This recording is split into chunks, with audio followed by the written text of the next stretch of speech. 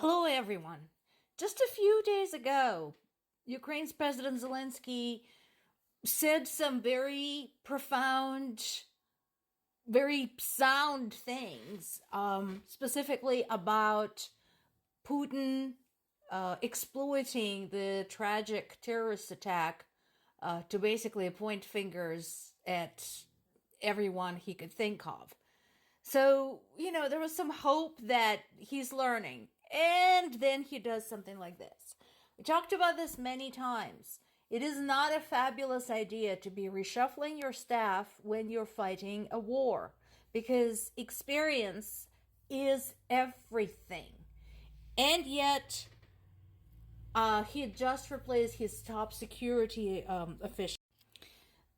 The new appointee who comes to replace the Alexei Danilov.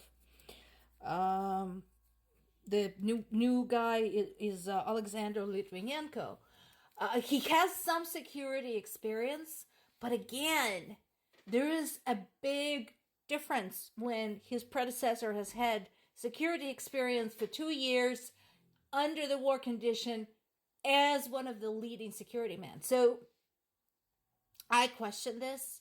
And again, this is not a popularity contest. This is not the time to play high school.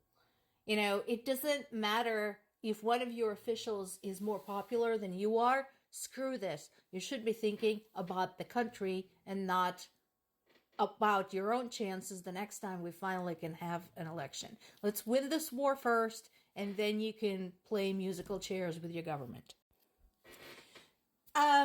So this is classic Russia.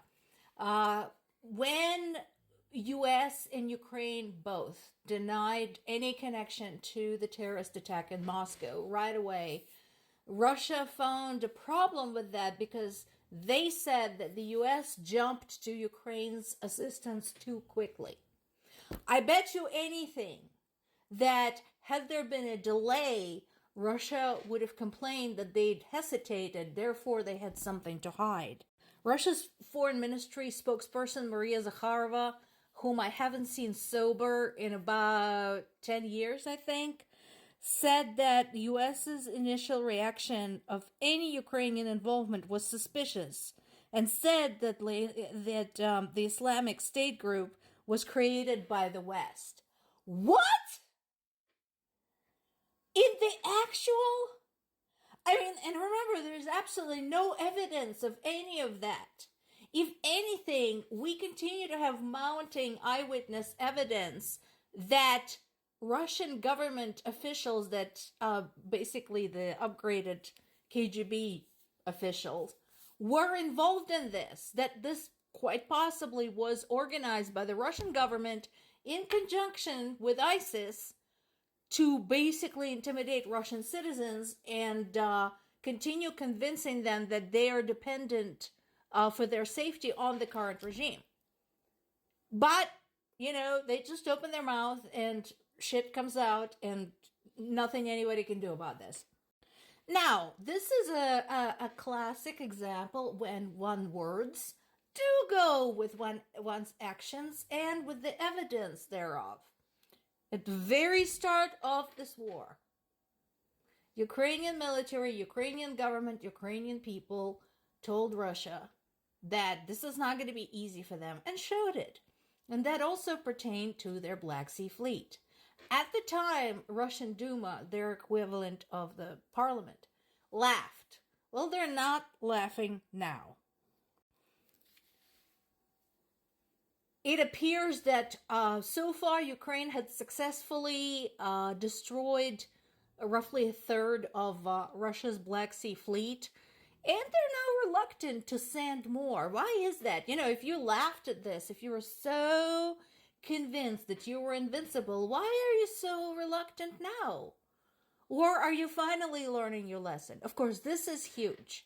Stripping Russia of their foothold in the Black Sea is enormous.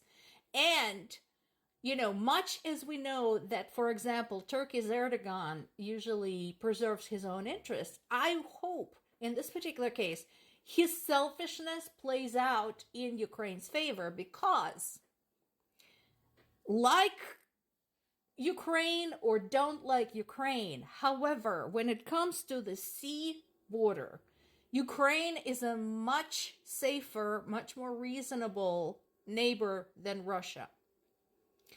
With his playing footsie with Putin, I don't think Erdogan quite saw far enough ahead when Russia started seriously working on dominating the Black Sea. Well, I hope he's watching now.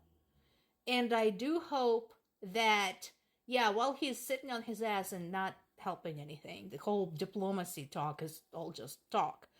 But I hope he's taking notes about who is securing his international water safety in the Black Sea at the moment. This piece is on the Reuters website, and it is great. It speaks to me as a geek because it has videos. It has like the blow up engineering drawings of the drones, but it digs deeper into what they're calling the game of drones, as we've been calling it for some time. Drones really have been essential to this war and changed the face of the modern warfare. It's already been said many times that regardless of the outcome, the war in Ukraine is going to be a whole new chapter in the military history of the world. And this particular piece is absolutely essential.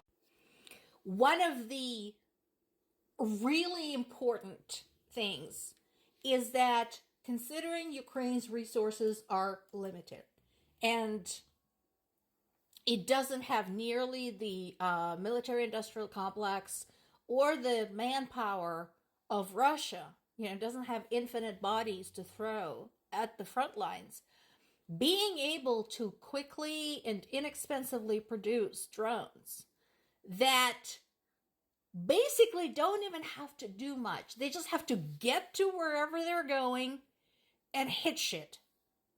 And that has been essential because, again, homemade drone production is a thing.